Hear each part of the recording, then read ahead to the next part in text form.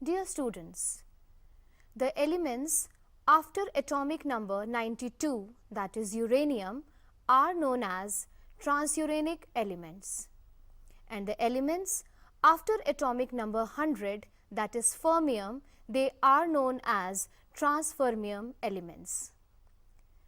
Element with atomic number 101 is known as mendelevium, with atomic number 102 is known as nobelium, and with atomic number 103 is known as lawrentium. These were named after the famous scientists. But when the elements after element 103, that is lawrentium, was discovered, these elements were simultaneously reported by the scientists of United States and Soviet Union, and they proposed their own names. Now, the different names for the same element, it led to the controversies. To avoid such controversies, then IUPAC decided to give their own name as the rules suggested by IUPAC. IUPAC nomenclature for the elements with atomic number 100 and more than that. Systematic nomenclature directly derived from the atomic number of the element using Latin words for their numbers. IUPAC decided to give the name as per the Latin words. For various digits of the atomic number, the Latin words are written together and "ium" is added at the end. The Latin word roots for the various digits. First of all, for writing the IUPAC name, we have to know the word root for the various digits. For 0, the Latin word is nil, abbreviation is small n. For 1, the Latin word is un, un, abbreviation u. For 2, it is bi, bi, and the abbreviation is b. For 3, it is tri, abbreviation t.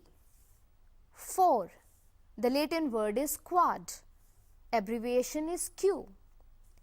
For the digit 5, the Latin word is pent, the abbreviation is p.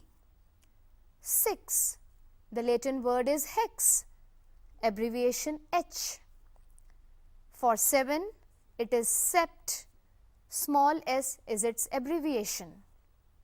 Digit 8, Latin word oct, abbreviation O.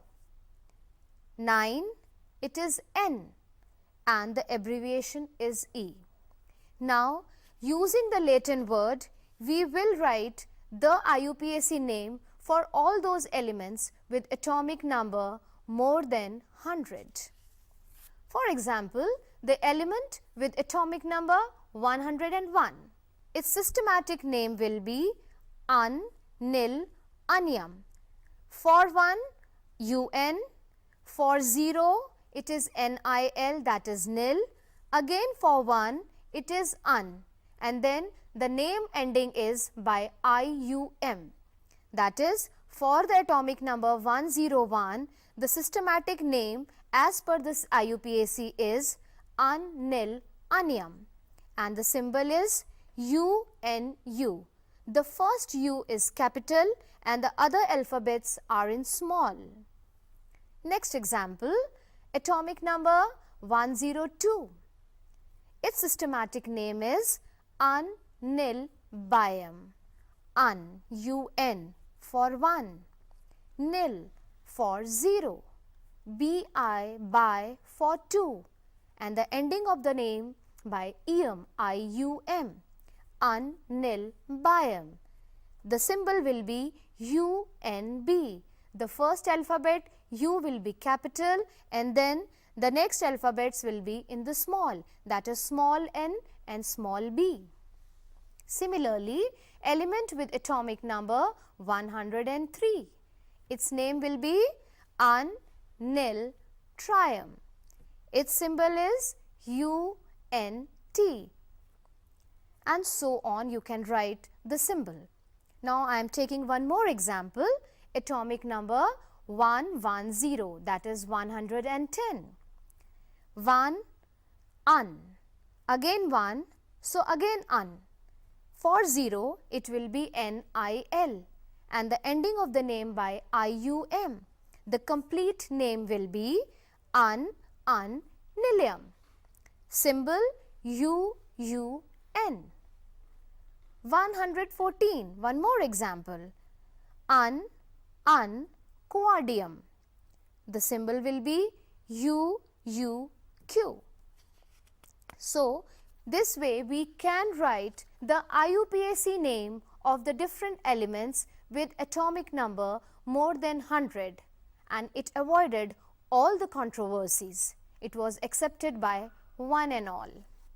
Now, let me tell you that the periodic table is subdivided into the 4 blocks, the S, P, D and F block, and that is on the basis of the electronic configuration and the last electron entering the valence subshell. Division of the periodic table into S, P, D and F blocks on the basis of the electronic configuration. But before that, let me tell you that the outermost shell is known as the valence shell. The shell inside the valence shell is known as the penultimate shell, and the shell inner to the penultimate shell is known as the anti-penultimate shell. S block, the elements in which the last electron enters the S subshell of the valence shell.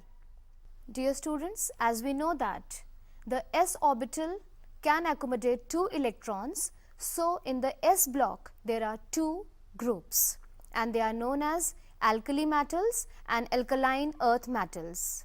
Their valence shell electronic configuration is NS1 to 2. P block, the elements in which the last electron enters the P subshell of their valence shell, and P orbital can accommodate 6 electrons, so in total there are 6 groups in the P block, that is from group number 13 to 18. The electronic configuration of the P block elements is NS2 NP1 to 6. The S block and the P block, they are together known as the main block elements or the representative elements. D block, the elements in which the last electron enters the D subshell of their valence shell are called D block elements. The D block elements are placed between S and P block. The D block elements are also known as the transition elements. Now, why these elements are known as transition elements? Dear children, the S block elements are metals, and the P block elements, they are mainly non-metals.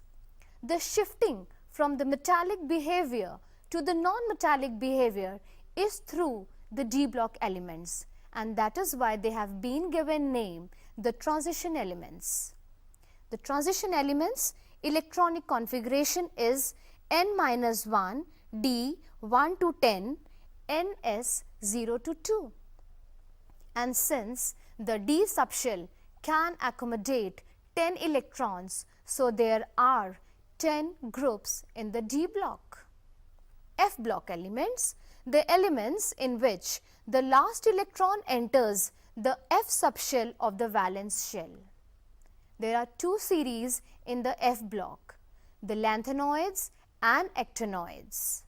Their electronic configuration is N-2 F 1 to 14 N-D 0 to 1 NS 2.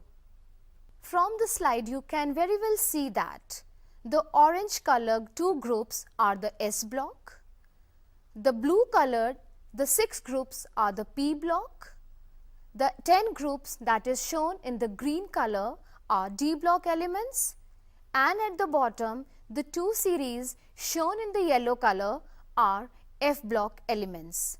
So in total in the periodic table, depending upon the valence shell electronic configuration and in which shell the electron is entering, there are 4 blocks in the periodic table. Most of the elements are metals in the periodic table. The complete S block, the complete D block, they are all metals.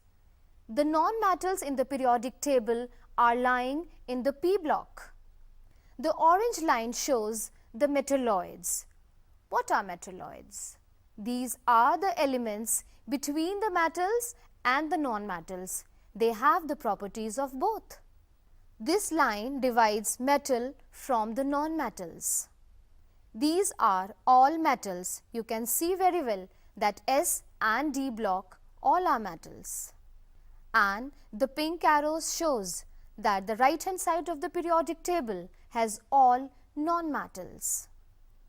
Dear students, I am sure you must have understood the IUPAC nomenclature for all those elements with atomic number more than 100. How IUPAC ended all the controversies and decided to give the names on the basis of the Latin words.